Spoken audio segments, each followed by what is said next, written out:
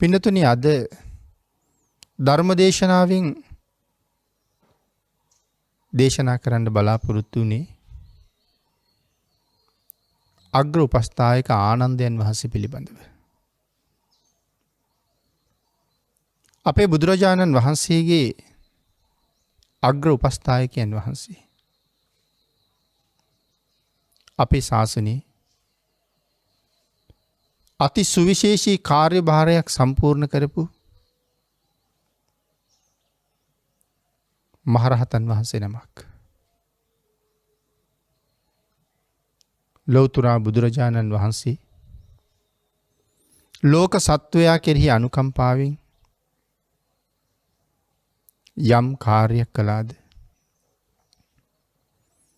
අග්‍ර උපස්ථායක ආනන්දයන් වහන්සේ භාග්‍යතුන් වහන්සේගේ අනුකම්පාවෙන් මේ ශාසනය තුල අග්‍රස්ථාන 5ක්ම ලැබුවා. ඒ අග්‍රස්ථාන 5ම සම්මා සම්බුද්ධ ශාසනයේ චිරස්ථිතිය උදෙසා උන්වහන්සේ සිදු කරපු කාර්යයන් නිසා. අදත් බුදුරජාණන් වහන්සේ අවබෝධ කරගෙන දේශනා කොට වදාළ මේ නෛර්යානික වූ ධර්ම රත්නය අපට ශ්‍රවණය කරන්න, දේශනා කරන්න, මේ සංසාරේ දිනන්න, සසරින් මිදෙන්න මග කියලා දෙන්න ආනන්දයන් වහන්සේ විශේෂ කැපකිරීමක් කළා. ධර්ම භාණ්ඩාගාරික කියන තැනට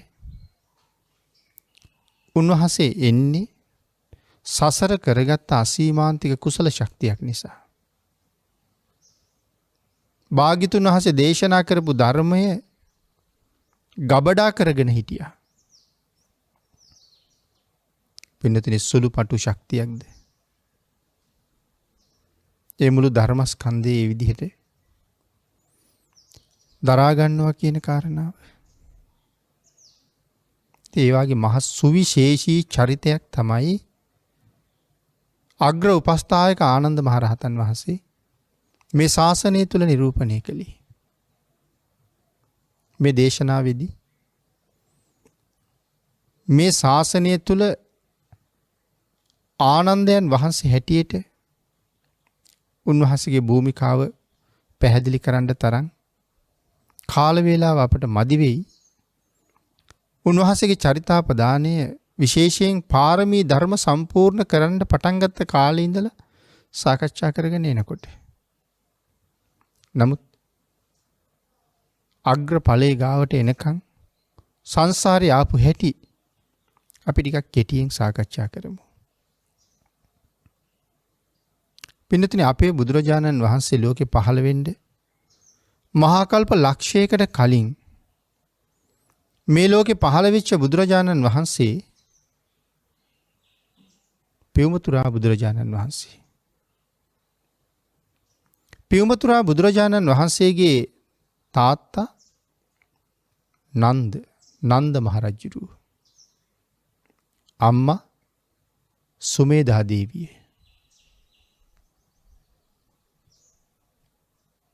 මේ දෙපළට දාව තමයි උත්තර නම් වූ කුමාරයෙක් බෝසතාණන් වහන්සේ හැටියට මේ ලෝකේ පහළ වෙන්නේ. උත්තර බෝසතාණන් වහන්සේ. නිසිකල් ගිහිගේ ඉඳලා උත්තර කුමාරයන් වහන්සේ ගිහි ගෙදර අබිනිෂ්ක්‍රමණය කළා. ගිහිගෙන් නික්මුණා. සුදුසු කාලේ ලෞතුරා බුද්ධ රාජ්‍ය ලබා ගත්තා. පියාණන්ට අනුග්‍රහ පිණිස හංසවතී රාජධානියට වැඩම කළා. නන්ද මහරජුරු බුද්ධ ප්‍රමුඛ මහා සංඝරත්නයේට දිවි හිමියෙන් උපස්ථාන කළා. ආන් එහෙම කටයුතු කරන කාලේ අපේ අග්‍ර උපස්ථායක ආනන්දයන් වහන්සේ පින්නතුනි පියුමතුරා බුදුරජාණන් වහන්සේගේ සහෝදරයා වෙලා තමයි ඉපදිලා හිටියේ. නන්ද මහරජුරුවන්ගේ බාල පුතා. ඉතින් එහෙම සඳහන් කරාම කෙනෙක් හිතන්න පුළුවන් බෝසතාණන් වහන්සේටත් සහෝදරයෝ ඉන්නවද කියලා. අපේ බුදුරජාණන් වහන්සේටත් හිටිය මල්ලි කෙනෙක්. ඒ තමයි නන්ද කුමාරයා. ප්‍රජාපති ගෝතමින් වහන්සේගේ පුතා. සුද්ධෝදන රජුරුවම තමයි තාත්තා.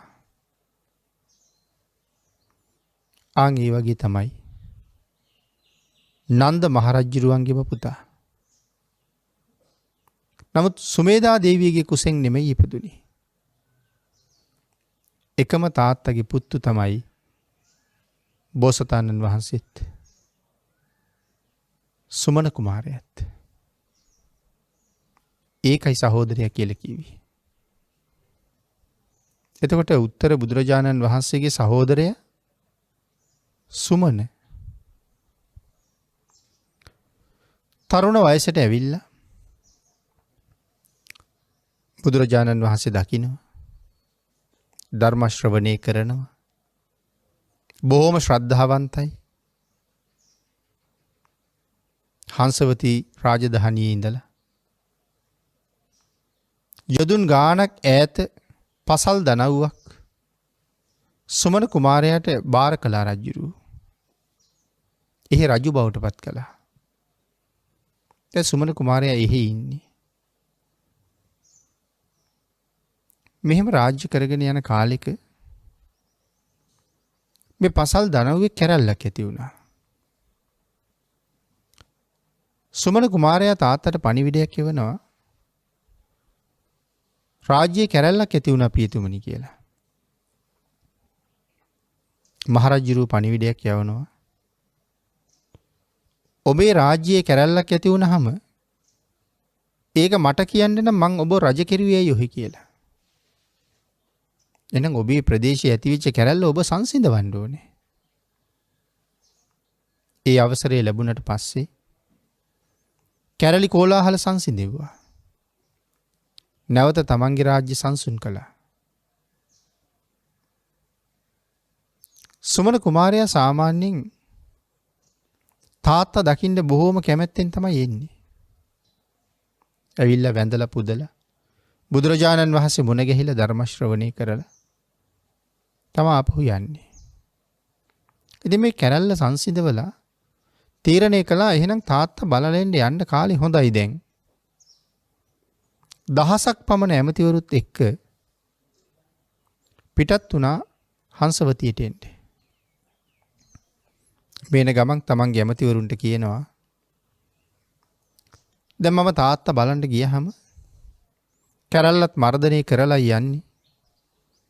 ඒ ගැන සතුටු වෙන මගේ තාත්තා මට කියයි පුතේ උඹට ඕනෙම වරයක් ඉල්ලපන් මන් දෙනවා කියලා. එහෙම වුණොත් මොනවද තාත්තගෙන් මම ඉල්ලන්නේ කියලා ඇමතිවරුන්ගෙන් ඇහුවා. ඒ ඇමතිවරුන්ගෙන් පිරිසක් කියනවා රජතුමනි ඇතෙක් ඉල්ලන්න කියලා. තව පිරිසක් කියනවා නෑ නෑ ඇත්තුන්ගෙන් වැඩක් නෑ. ඇත්තු අවශ්‍ය නෑ. අශ්වයෙක් ඉල්ලන්න කියලා. තව සමහර අය කියනවා නෑ ඇත්තුවත් අශ්වයවත් වැඩක් නෑ. ජනපදයක් ඉල්ලන්න කියලා. රාජ්‍යතාව විශාල කරගන්න තවත් ජනපදයක් ඉල්ලන්න කියනවා. තව පිරිසක් කියනවා නෑ ඒකක්වත් එපා. මාලිගාවක් ඉල්ලන්න කියලා. මේ වගේ දැන් නොයෙක් දේවල් කියනවා මේ දේවල් ඉල්ලන්න කියලා. හැබැයි කණ්ඩායමක් කියන එක එපා කියලා අනික් කණ්ඩායම වෙන එකක් කියනවා. එතකොට දැන් ඇතෙක් ඉල්ලන්න කිව්වා. අශ්වයෙක් ඉල්ලන්න කිව්වා. ඉතින් එතකොට මේ ඉල්ලන්න තරම් වටින ඇත්තුව අස්සයෝද? වටින්නේ නැතුව නෙමෙයි. ඇතෙක් ඉල්ලන්න කියලා පිරිසක් කියහම අනික් පිරිස කියනවා නෑ අස්සයෙක් ඉල්ලන්න කියලා. පින්නතුනි සඳහන් කරනවා මේ ඉල්ලන්න කියලා කියන්නේ අපි දකින ඇත්තු නෙමෙයි. අහසින් යන ඇත්තු. උපෝසත කුලයේ ඇත්තු. චද්දන්ත කුලයේ ඇත්තු. ඉතින් එහෙම ඇත්තු බොහෝම දුර්ලභයි. ඒ කාලේ රජවරුන්ගේ පුණ්‍යවන්ත භාවය නිසා එහෙම ඇත්තු ඉන්න ඇති. ඉතින් එහෙම ඇතෙක් තමයි මේ එපා කියන්න කියන්නේ. එහෙම අශ්වයෙක් තමයි මේ එපා කියන්න කියන්නේ. ඒතර එහෙම සම්පත් කොච්චර තියෙන්නේ නැද්ද? ඊළඟ කණ්ඩායම කියනවා මහරජය ඔය එකක්වත් එපා. ඇයි ඇත්තු අස්සය ඔබලට දුර්ලභද? ජනපද මාලිගා දුර්ලභද? මහරජය ඔය සියලු දේවල් දවසක මෙහෙ දාලා යන දේවල්. එහෙම නෙමෙයි මහරජය. පුළුවන් නම් ඉල්ලන්න. මෙරළ යනකොටත් ගෙනියන්න පුළුවන් දෙයක්. මොකද්ද? ඒ කණ්ඩායම කියනවා මහරජ පුළුවන් නම් ඉල්ලමු. පදුමුත්තර බුදුරජාණන් වහන්සේට 3 මාසයක් උපස්ථාන කරන්න වරයක් දෙන්න කියලා. ආන් එහෙම සඳහන් කරාම සුමන කුමාරයාගේ හිතේ දරා ගන්න බැරි තරම් ප්‍රීති සංවේගයක් ඇති වුණා. ඒ අමාත්‍යවරුන්ට නොසෑහෙනසේ ප්‍රශංසා කළා. උඹලට තමයි කියන්නේ කල්යාණ මිත්‍රයෝ කියලා අමාත්‍යවරුනි. මේ මගේ අදහසක් නෙමෙයි. 3 මාසයක් බුද්ධ උපස්ථාන කරන්න වරයක් ඉල්ලන්න කියන එක උඹලගේ අදහසක්. ආන් එහෙම උතුම් අදහස් මතු කරලා පෙන්වන්න තමයි කල්යාණ මිත්‍රයෝ ඇසුරු කරන්න ඕනේ. ඔබලා හැබෑම කල්යාණ මිත්‍රයෝ. අපි ඉල්ලමු. පිය රජුරුවන්ගෙන් ඒ වරේ ඉල්ලමු වරයක් ඉල්ලන්න කිව්වොත්. හැබැයි සියලු දෙනාම එකඟයි. පින්නතුනි පියුමතුරා බුදුරජාණන් වහන්සේ මුලින් සඳහන් කළා උත්තර කියලා.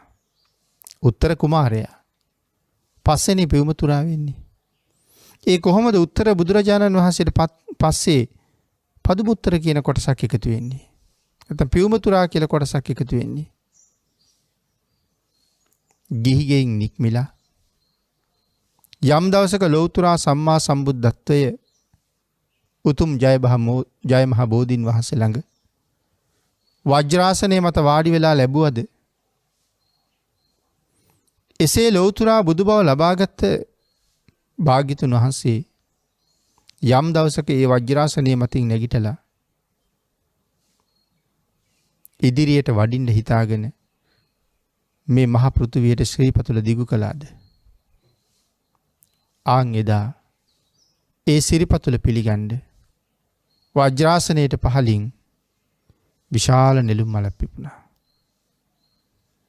සඳහන් කරනවා එක නෙළුම් පෙත්තක දිග රියන් 90ක් කියලා. ඒ නෙළුම් මල වටේට තියෙන රේණුවක දිග කේසර කියලා සඳහන් කරන්නේ. ඒ කේසර රියන් 30ක් දිගයි කියලා.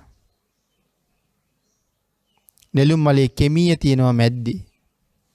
අපි ඔකට කියන්නේ නෙළුම් බට්ට කියලා. වට ප්‍රමාණය රියන් 12ක්. පළල රියන් 12ක්. පළලත් රියන් 12ක්. බුදුරජාණන් වහන්සේගේ සිරිපා ධාතුව 11 රියනක්. කෙමියේ මැද්දෙන් සිරිපතුල තියහම අර කේසරය ගැලවිලා සුවඳ විහිදුවමින් අහසට නැගිලා භාග්‍යතුන් වහන්සේගේ බුද්ධ කය ස්පර්ශ කරමින් බිම වැටෙනවා. බුදුරජාණන් වහන්සේගේ ශරීර ධාතුවෙන් යන්ත්‍ර වලින් විදිනවා වගේ ෂඩ්වර්ණ රශ්මිය නික්මෙනවා. 58 රියනක් භාග්‍යතුන් වහන්සේ උසයි. ඊළඟ සිරිපතුල ඉදිරියට දික් කරනකොට ඒ සිරිපතුල පිළිගන්නෙත් ඒ වගේම නෙළුම් මලක්. මුලින් තියාපු සිරිපතුල එයින් ඔසවලා ඉදිරියට දිගු කරනකොට කලින් පිපුණ මල අතුරුදහන් වෙනවා. ඉදිරියේ තව මලක් පිපෙනවා. මුළු ජීවිත කාලෙම භාග්‍යතුන් වහන්සේ වෙනුවෙන් නිරන්තරයෙන් මල් පිපුණා. සිරිපතුල පිළිගන්න. අන්න ඒක නිසා තමයි උත්තර භාග්‍යතුන් වහන්සේට පදුමුත්තර කියලා නමක් පට බැඳුනේ. ඒ පදුමුත්තර බුදුරජාණන් වහන්සේට 3 මාසයක් උපස්ථාන කරන්නයි වරයක් ඉල්ලන්න කියන්නේ. පිය මහ රජුරුව ළඟට ගියා. සුමන කුමාරයා වන්දනා කළා. අමාත්‍යවරුත් වන්දනා කළා. රජුරුවන්ට පුතා ගැන හරි සතුටුයි. ඉදිරියට ඇවිල්ලා සිප වැළඳ ගත්තා. ආලිංගනය කළා. සතුට නිසාම රජ්ජුරුව පුතා හිතපු දේම කියනවා. කුමරුනි, ඔබට කිසියම් වරයක් ඕන නම් මට කියන්න. මං ඒ ඕන දෙයක් දෙනවා කියලා.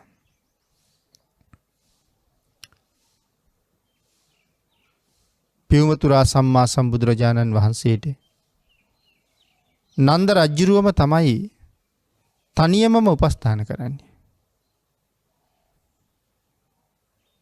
මොකද රජ්ජුරුවන්ට අනුග්‍රහ පිණිසයි ඒ නගරයට වැඩලා ඉන්නේ. ඉතින් මේ වෙලාවේ තාත්තා වරයක් ඉල්ලන්න කියහම අහනවා මං වරයක් ඉල්ලුවොත් දෙන්නමද තාත්තා කියන්නේ කියලා. දෙන්නම තමයි පුතේ කියන්නේ. කැමති ඕනෑම වරයක් ඉල්ලන්න කියනවා. ඕනෑම එකක් ඉල්ලුවාට කමක් නැද්ද මහරජතුමනි? කමක් නැහැ කියනවා. ඒ වෙලාවේ සඳහන් කරනවා මහරජ. එහෙමනම් මට පදුමුත්තර බුදුරජාණන් වහන්සේට 3 මාසයක් උපස්ථාන කරන්න වරයක් දෙන්න කියලා. රජ්ජුරුව කීයටවත් බලාපොරොත්තු වෙන්නේ නැහැ. එහෙම වරයක් ඉල්ලයි කියලා. සඳහන් කරනවා පුතේ ඒක හැර වෙන ඕන දෙයක් ඉල්ලන්න කියලා. ඒ වෙලාවේ සුමන කුමාරයා කියනවා මහරජතුමනි ශ්‍රේෂ්ඨ ශාක්‍ය වංශයට තියෙන අභිමානයක්. ශාක්‍යෝ යමක් කිව්වොත් කිව්වම තමයි වෙනස් කරන්නේ. මට වරයක් ඉල්ලන්න කියලා කියනකොට මං කීප වතාවක් ඇහුවා ඉල්ලන ඕනම දෙයක් දෙනවද කියලා. ඕන දෙයක් ඉල්ලන්න ඕනම දෙයක් දෙනවා කියලා තමයි මට කිව්වේ. ඉතින් මම මේක ඉල්ලනවා. දැන් ඕනම දෙයක් දෙන්නම් කියලා මේක හැර වෙන දෙයක් ඉල්ලන්න කියහම මේ ශාක්‍ය වංශයේ අභිමානයට මොකද වෙන්නේ? ශාක්‍යෝ වචන දෙකක් කතා කළේ නෑ කියලා කියනවා. රජ්ජුරුවන්ට කට උත්තර නැතුව ගියා. රජ්ජුරුව අන්තිමට කියනවා කුමරුනි මම කැමති වුණා කියමුකෝ. බුදුරජාණන් වහන්සේ කැමති වෙයිද ඔබේ ආරාධනාව බාර ගන්න කියලා. සුමන කුමාරයා කියනවා පිය මහරජතුමනි ඒක මම බලා ගන්නම්. මට ඕනේ ඔබ වහන්සේගේ අවසරයි. එන කතා කරලා බලන්න කියනවා. රජ්ජුරුවන්ට වෙන කරන්නම දෙයක් නැතුව ගියා. ඊට පස්සේ දහවල් කාලේ සුමන කුමාරයා බුදුරජාණන් වහන්සේ වැඩ ඉන්න තැනට පිටත් වුණා. යන්තම් පදුමුත්තර බුදුරජාණන් වහන්සේ දානේ වළඳලා සුගන්ධ කුටියට වැඩියා විතරයි. රහතන් වහන්සේ නමක් ළඟට ගිහිල්ලා සුමන කුමාරයා අහනවා ස්වාමීනි මට බුදුරජාණන් වහන්සේ මුණ ගැහෙන්න පුළුවන්ද කියලා. රහතන් වහන්සේ සඳහන් කළා කුමරුනි බුදුරජාණන් වහන්සේ මුණ ගැහෙන්න වෙලාවක් තියෙනවා. හැම වෙලාවෙම බුදුරජාණන් වහන්සේ ගාවට යන්න අපිටවත් බෑ. ඒද හිතෙන වෙලාවේ ඔය වැඩේ කරන්න බෑ කියලා. කුමාරයා අහනවා ස්වාමීනි ඕනෑම වෙලාවක බුදුරජාණන් වහන්සේ ගාවට යන්න පුළුවන් කිසියම් ශ්‍රාවකෙක් මේ ශාසනයේ ඉන්නවද කියලා. අර රහතන් වහන්සේ උන්වහන්සේගේ අත දික් කරලා කුටියක් පෙන්නලා කියනවා කුමරුනි අන්න අර කුටියේ වැඩ ඉන්නවා සුමන කියලා හාමුදුරු කෙනෙක්. උන්වහන්සේට පුළුවන් ඕනෑම වෙලාවක බුදුරජාණන් වහන්සේ ගාවට යන්න. සුමන කුමාරයා අවසරය ඉල්ලගෙන සුමන භික්ෂූන් වහන්සේ මුණ ගැහෙන්න ගියා. ගිහිල්ලා කතා කළා. කතා කරලා උන්වහන්සේට මතක් කළා ස්වාමීනි මට භාග්‍යතුන් වහන්සේ මුණ ගැහෙන්න පුළුවන්ද? උන්වහන්සේ සඳහන් කළා කුමරුනි එනම් මදක් ඉවසන්න. සුමනයන් වහන්සේ 이르දියක් දක්වලා බුදුරජාණන් වහන්සේගේ සුගන්ධ කුටියේ වටේට ජල සාගරයක් වගේ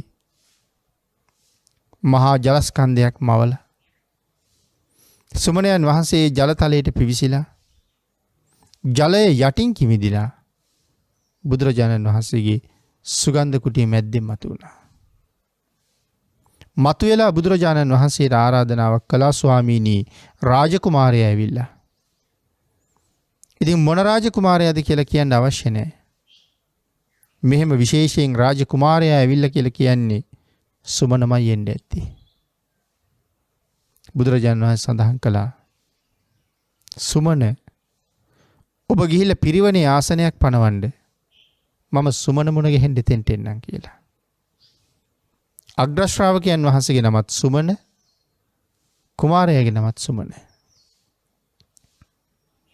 උන්වහන්සේ නැවතත් මාලිගාවේ යටින් කිමිදිලා ජලතලයෙන් මතුවෙලා සුමන කුමාරයාට කියනවා පිරිස මුණ ගැහෙන තැනට එන්න. අසුන් පනවලා තිබුණා. කුමාරයා එතෙන්ට ඇවිල්ලා හිටියා. බුදුරජාණන් වහන්සේ වැඩම කළා. භාග්‍යතුන් වහන්සේට වන්දනා කරලා සතුටු සාමීචි ටිකක් කතා බහ කරලා සුමන කුමාරයා ආපු කාරණාව බුදුරජාණන් වහන්සේට මතක් කළා. ස්වාමීනි 3 මාසයක් වස් කාලේ උපස්ථාන කරගන්න පිය මහ රජුරුවන්ගෙන් අවසර ඉල්ලගත්තා. ඔබ වහන්සේගේ කැමැත්ත මට ඕනේ කියලා. පදුමුත්තර බුදුරජාණන් වහන්සේ සුමන කුමාරයාට පොරොන්දුවක් දුන්නා. මේ වස් කාලේ සුමන කුමාරයාගේ රාජ්‍යයේ වස් සමාදන් වෙන්න වඩිනවා කියලා. කුමාරයාට ඇතිවෙච්ච සතුට වචන වලින් කියන්න බෑ පින්නතුනි. පිය රජුරෝ කීවේ මම නම් කැමති බුදුරජාණන් වහන්සේ කැමති වෙයිද දන්නේ නැහැ කියලා. නමුත් කුමාරයා ඒ කැමැත්තත් අරගත්තා. බොහොම සතුටින් තාත්තට ඒක ප්‍රකාශ කළා. පිය රජුරුවන්ගෙන් අවසර ගත්තා. තමන්ගේ දහසක් ඇමතිවරුත් එක්ක සමුගත්තා. බුදුරජාණන් වහන්සේ තමන්ගේ රාජ්‍යයට වඩින නිසා යොදුන් 120ක්. බුදුරජාණන් වහන්සේ දවසකට වඩින්නේ යොදුනයි. පිනතුනි භාග්‍යතුන් වහන්සේ දවසකට වඩින්නේ යොදුනයි. එතකොට මේ යොදුන ඉවර වුණාම නවතින්න තැනක් තියෙන්න ඕනේ. එහෙමනම් තමන්ගේ රාජ්‍යයේ යොදුන් 120ක් වෙනකොට හංසවතී ඉඳලා පන්සල් 120ක් හදන්න වෙනවා. බුදුරජාණන් වහන්සේට විතරද බුද්ධ ප්‍රමුඛ ලක්ෂයක් මහරහතන් වහන්සේලා වඩිනවා. කොහොම පන්සල්ද? රාත්‍රී ස්ථාන, දිවා ස්ථාන, විවේක සෙනසුන්, භාවනා කරන්න තැන්, පැම්පොකුණු, දානිමානි මේ සියලුම දේවල් සකසන්න ඕනේ හැම පන්සලකම.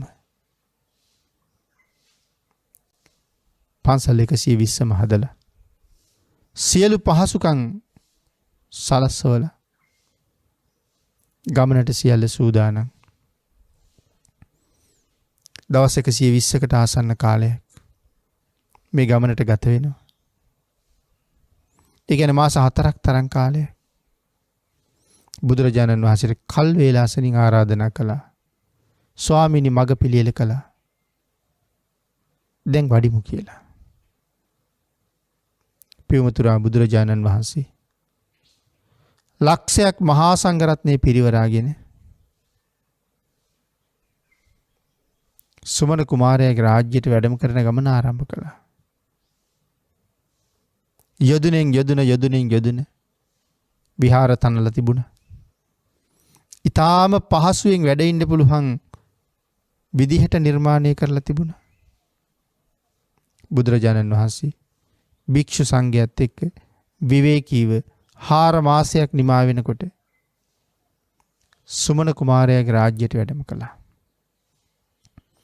මග සූදානම් කරපු සුමන කුමාරයා අපෝපස්ථාන සඳහා පිරිස් යොදවලා වස් කාලේ බුද්ධ ප්‍රමුඛ ලක්ෂයක් මහරහතන් වහන්සේලාට වැඩ ඉන්න වෙනම විශේෂිත පුණ්‍ය භූමියක් ඇති කෙරෙව්වා. ලක්ෂයක් දෙනා වහන්සේලාට කුටි, භාග්‍යතුන් වහන්සේට සුගන්ධ කුටිය,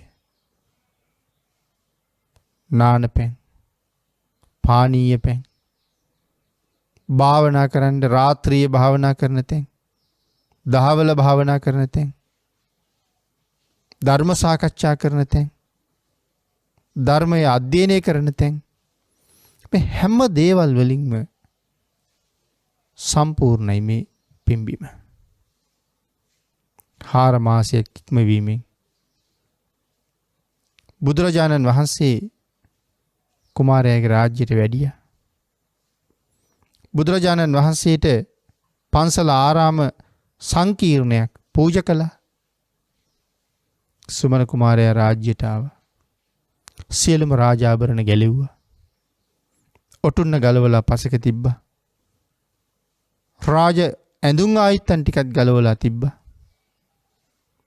සාමාන්‍ය කෙනෙක් වගේ සුදු ඇඳුමින් සැරසුණා. උතුරු සලුවක් කරේ දාගත්තා. ඇමතිවරුන්ට කතා කරලා කියනවා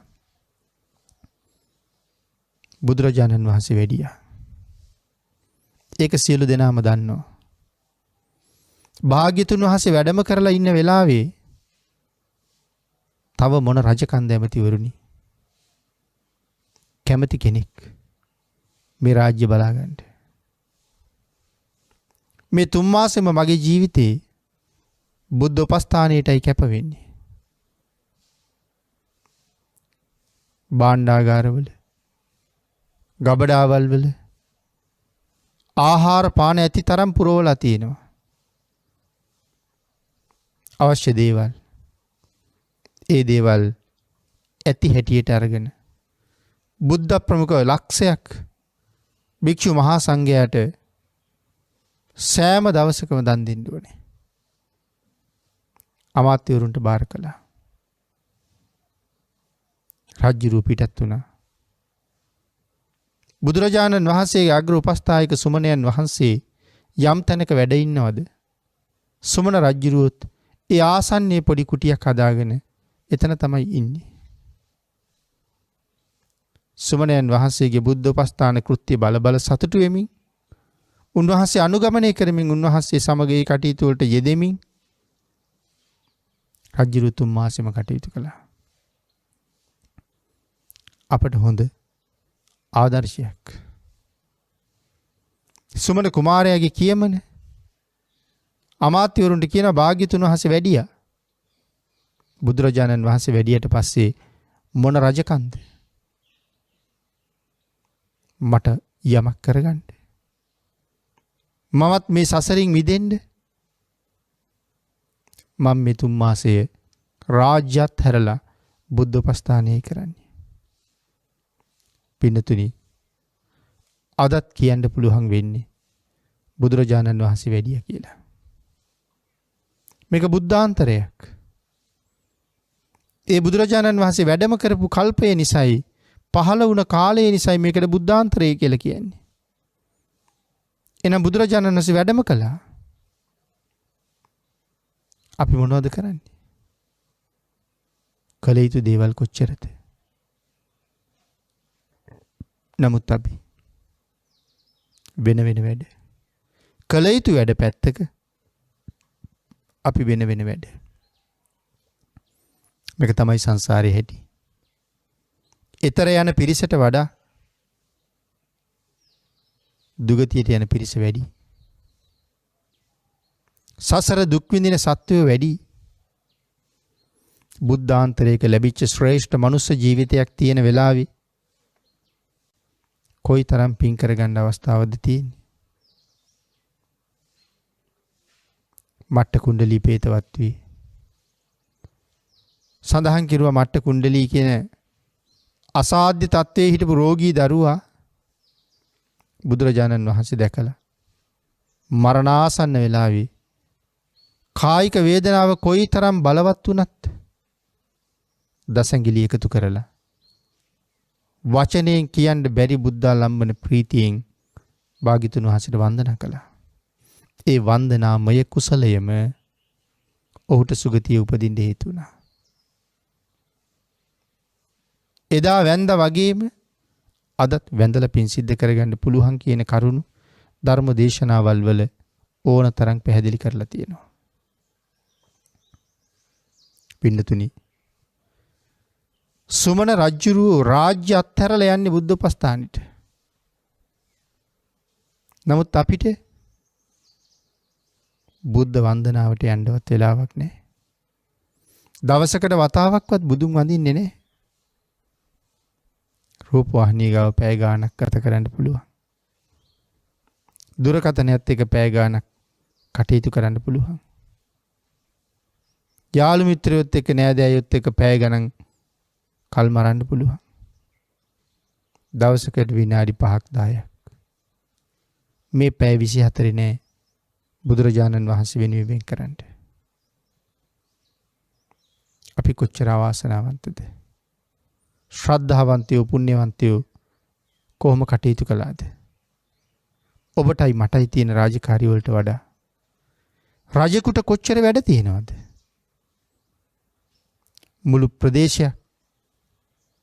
මුළු ප්‍රදේශයක ජනතාවකගේ ප්‍රශ්න ඔක්කොම බලන්න ඕනේ, විසඳන්න ඕනේ. නිමක් නැති රාජකාරී සමුදායක්. යුද්ධ, දුර්භික්ෂ නොඑක් දේවල්. නමුත් සුමන රජුරු ඒ සියල්ලම පසෙක තියලා ඒකක්වත් වැඩක් නැහැ. භාග්‍යතුන් වහන්සේ වැඩියට පස්සේ තව මොනවද? සුමන රජුරු එහෙම හිතුවේ. 3 මාසයක් බුදුරජාණන් වහන්සේට උපස්ථාන කළා. 3 මාසෙ ඉවර වුණා. වස් කාලේ නිමා වෙලා සුමන රජුරු වස් කාලයෙන් පස්සේ බුදුරජාණන් වහන්සේ ළඟට ගිහිල්ලා ආරාධනා මතක් කරනවා, ස්වාමීනි වස් කාලය ඉවරයි. එදා බුදුරජාණන් වහන්සේට මුලින්ම මගේ රාජ්‍යයට වඩින්න කියලා ආරාධනා කරලා මම භාග්‍යතුන් වහන්සේට වඩින මග පන්සල් 120ක් හදලා සෑම දවසක සෑම විහාරස්ථානයකම කඳවුරුබත් දුන්නා. 3 මාසයක් බුද්ධ ප්‍රමුඛ ලක්ෂයක් මහා සංඝරත්නයට මං උපස්ථාන කළා. ස්වාමීනි, මේ 3 මාසෙම මට දන් දී ගන්න බැරි වුණා. දන් දුන්නේ මගේ අමාත්‍ය මණ්ඩලය. ස්වාමීනි, අනුකම්පා කරන්න. තවත් දවස් 7ක් මට තනියම දන් දෙන්න අවස්ථාව දෙන්න. සුමන කුමාරයා මාලිගාවට ගිහිල්ලා නැවත තමන්ගේ රාජ්‍ය බාර අරගෙන ඇමතිවරුත් එක්ක 7 දවසක් අති ප්‍රණීත දාන 7ක් බුද්ධ ප්‍රමුඛ මහා සංඝරත්නය වෙනුවෙන් පූජා කළා. ඒ දාන ඉවර වෙලා 7 වෙනි දවසේ බුදුරජාණන් වහන්සේ ළඟට ගිහිල්ලා වැඳලා බුදුරජාණන් වහන්සේට කියනවා, ස්වාමීනි 3 මාසයක් බුද්ධ උපස්ථාන කළා. 4 මාසයක් විතර වඩින මග පිළියෙල කරලා විහෙර විහාර සකසලා භාග්‍යතුන් වහන්සේට කඳවුරුබත් දුන්නා. වස් කාලෙන් පස්සේ දවස් 7ක් අති ප්‍රණීත මහදන් මගෙත් මූලිකත්වයෙන් පූජා කළා. ස්වාමීනි මේ සියලු පින්කම් සක්විති වෙන්න නෙමෙයි. සක් දෙව් වෙන්න නෙමෙයි. වෙනත් යසයිසුරු බලාපොරොත්තුවෙන් නෙමෙයි. ස්වාමීනි මේ සියලු පින්කම් කළේ එක ප්‍රාර්ථනාවක් කරන්න. ස්වාමීනි මම දැක්කා භාග්‍යතුන් වහන්සේගේ අග්‍ර උපස්ථායක සුමනයන් වහන්සේ. උන්වහන්සේ මේ ශාසනයේ කොයිතරම් විශේෂද? උන්වහන්සේ මොනතරම් විශේෂ පුණ්‍යවන්තයෙක්ද? ලෞතර බුදුරජාණන් වහන්සේගේ අග්‍ර උපස්ථායක මහා කල්ප අසංඛ්‍ය ගණන් පාරමිතා පුරන ලෞතර බුදුවරුන්ට නැත්නම් පාරමිතා පුරපු බෝසත්වරු ලෞතර බුදු බව ලැබුවට පස්සේ නිත්‍ය උපස්ථායක තනතුරෙන් දිවි හිමියෙන් උන්වහන්සේට උපස්ථාන කරන්න ලැබෙන එක කෙනෙක් ලබන මහ පුදුම භාග්යක්. ස්වාමීනි ඒ භාග්‍ය මගේ සුමනයන් වහන්සේ ලැබුවා. හැබැයි ඒ භාග්‍ය දැක්කහම උන්වහන්සේගේ තියෙන පුණ්‍යවන්ත බව දැක්කහම උන්වහන්සේ ළඟ තියෙන බුද්ධ ගෞරවය දැක්වහම ඒ වත කරන්නේ මොනතරම් කැමැත්තෙන්ද කියලා දැක්කහම බුදුරජාණන් වහන්සේ වෙනුවෙන් ජීවිත පරිත්‍යාග කරලා ඉන්න බව දැක්කහම ස්වාමීනි මටත් හිතුණා මතුවට බුදු වෙන ලෞතර බුදුරජාණන් වහන්සේ නමකගේ අග්‍රෝපස්ථායක බවට පත් වෙන්න ප්‍රාර්ථනා කරන්න. මේ සියලු පින්කම් ඒ ප්‍රාර්ථනාව වෙනුවෙන් ස්වාමීනි මගේ ප්‍රාර්ථනාව මුදුන්පත් කරගන්න මේ සංසාරේ මට පින් තියෙනවද කියලා ඇහුවා. පදුමුත්තර බුදුරජාණන් වහන්සේ අනාගත ඥානයේ මෙහෙवला සුමන කුමාරයාගේ බලාපොරොත්තුව මුදුන්පත් වෙනවද කියලා බැලුවා. භාග්‍යතුන් වහන්සේ දකිනවා තවත් මහා කල්ප ලක්ෂයක් යැවෑමෙන්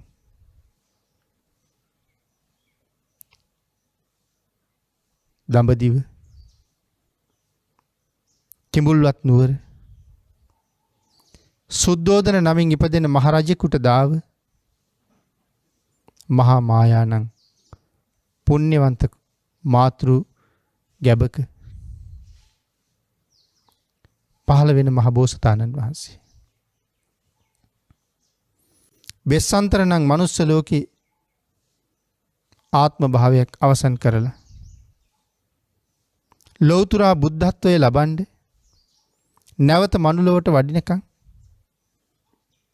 අන්තිම විසතුරු ආත්ම භාවයෙන් දෙව්ලොව වැඩලා මනුස්ස වර්ෂයෙන් අවුරුදු 57 කෝටි 60 ලක්ෂයක් තරම් අති දීර්ඝ කාලයක් දෙව්ලොව ඉඳලා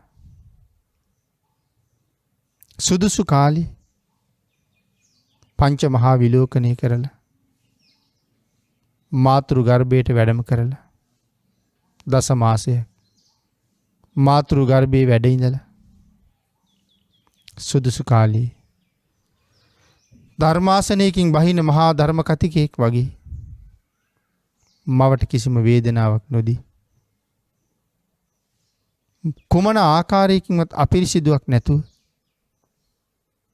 කසී සලුවක උතල තිබුණේ නිල් මණිකක් වගේ මාතෘ ගර්භයෙන් මෙලොවට බිහි වෙලා අරිහත් වූ මහා බ්‍රහ්මයන් පිළිගත්තට පස්සේ සතර මහා රජදරුවන්ගෙන් ශාක්‍ය රජවරුන්ගේ අතට ලැබිලා මේ මහ පොළොව ස්පර්ශ කරන වෙලාවේ අභීත සිංහනාද කරලා.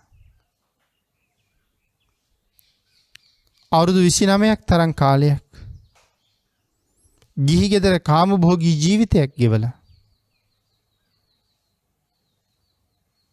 අවුරුදු 29න් අභිනිෂ්ක්‍රමණය කරන්නේ තවත් දවස් 7කින් ලැබෙන්න තියෙන සක්විති රජකම අත්හැරලා. එහෙම අභිනිෂ්ක්‍රමණය කරලා අනෝමානං නදී තෙරක මංගල අසිපතින් කෙස් වැටිය කපල ගටිකාරනම් මහ බඹු පිළිගන්වන අෂ්ට පරිස්කාරයෙන් ඍෂි ප්‍රෞජ්‍යාවෙන් පැවිදි වෙලා ලෞතර බුද්ධත්වයේ වෙනුවෙන් 6 අවුරුද්දක් මිනිසෙකුට කළ නොහැකි තබා සිතින් සිටියවත් නොහැකි කිසිම දෙවියෙකුට බ්‍රහ්මයෙකුට මාරයෙකුට කළ නොහැකි දුෂ්කර කාර්යයක් 6 අවුරුද්දක් මුළුල්ලේ කරලා ඒ දුෂ්කර ක්‍රියාවත් හැරලා මධ්‍යම ප්‍රතිපදාවට ඇවිල්ලා ලෞතර බුද්ධ රාජ්‍ය මුදුන්පත් කරගන්න ගෞතම නම් වූ සම්මා සම්බුදුරජාණන් වහන්සේගේ ශාසනය ආනන්ද කියන නමින් අග්‍ර උපස්ථායක බවට පත් වෙන්න ඔබට වාග්ය තියෙනවා කියලා නියත විවරණ එදා ලැබලා දුන්නා. ඒ විවරණය ලැබුවට පස්සේ සුමන කුමාරයාගේ ඉහේ මල් ගොන්නක් පිපුණා වගේ. ආනන්ද නමින් අග්‍ර උපස්ථායක බෝධිය හෙට ලබාගෙන බුදුරජාණන් වහන්සේට උපස්ථාන කරන්න අවස්ථාව ලැබුණා වගේ පුදුම ප්‍රීතියෙන් පුදුමාකාර ශ්‍රද්ධාවකින් එතන ඉඳලා මේ සංසාරේ පාරමී පුරලා මහ පිං කරලා අපේ බුදුරජාණන් වහන්සේ ලෝකෙ පහළ වෙන කාලේ මනුලව උප්පත්තිය ලැබලා සම්මා සම්බුද්ධ ශාසනය පැවිදි වෙලා අග්‍රස්ථාන 5කින් යුක්තව බුදුරජාණන් වහන්සේගේ අග්‍ර උපස්ථායක බවට පත් වෙලා 45 අවුරුද්දෙන් භාගයකට ආසන්න කාලයක් නිත්‍ය උපස්ථායක හැටියට භාග්‍යතුන් වහන්සේට උපස්ථාන කළා. පුදුම ගෞරවයක්, පුදුම ශ්‍රද්ධාවක්, පුදුම කැපකිරීමක්, පුදුම දයාවක් බුදුරජාණන් වහන්සේ පිළිබඳව ආනන්දයන් වහන්සේ ළඟ තිබුණේ. ආන් එවන් උතුම් තැනට එන්න මේ සංසාරේ මුල පුරපු හැටි තමයි අද දේශනාවෙන් කෙටියෙන් සිහිපත් කරන්න යෙදුනේ. නමුත් විශේෂ තැන් කීපයක් අපිට හම්බ වුණා. බුද්ධ උපස්ථානයේ ඉල්ලගන්න. පිය මහරජුරවන්ට ඍජුව කතා කරපු තැන. බුදුරජාණන් වහන්සේට උපස්ථාන කරන්න ලැබුණට පස්සේ තමන්ගේ රාජ්‍ය අත්හැරපු හැටි. බුදුරජාණන් වහන්සේ වෙනුවෙන් කැප වුණ හැටි. මේ ආදී විශේෂයෙන් සාකච්ඡා කර යුතු තැන් මේ දේශනාව ඇතුළේ තිබුණා. ඒ කාරණත් එකතු කරගෙන අපේ ජීවිතයට ගලපගෙන නිවන් දැකපු උත්තමයෝ නිවන් දකින්න තැනට එන්න උතුම් බලාපොරොත්තු අභිමතාර්ථයන් මුදුන්පත් කරගන්න තැනට එන්න කරලා තියෙන කැපකිරීම ගැන හිතලා බුද්ධාන්තරයක ශ්‍රේෂ්ඨ මනුස්ස ජීවිතයක් අරගෙන අපි ඉන්න තැන ගැන හිතලා වහ වීරිය වඩලා ධෛර්යවන්ත වෙලා මේ ලැබිලා තියෙන අවස්ථාවෙන් ප්‍රයෝජන අරගෙන සතර අපායට පිටුපාලා සුගතියෙන් සුගතියට ගමන් කරලා සංසාරයෙන් එතර යන්න ඔබට තුනුරුවන්ගේ අනන්ත ආශිර්වාදයෙන් සද්ධර්ම දානානිසංසයේ ආශිර්වාදයෙන් ශක්තිය ධෛර්යය භාග්‍ය වාසනාව උදා වේවා කියලා ආශිර්වාද කරනවා.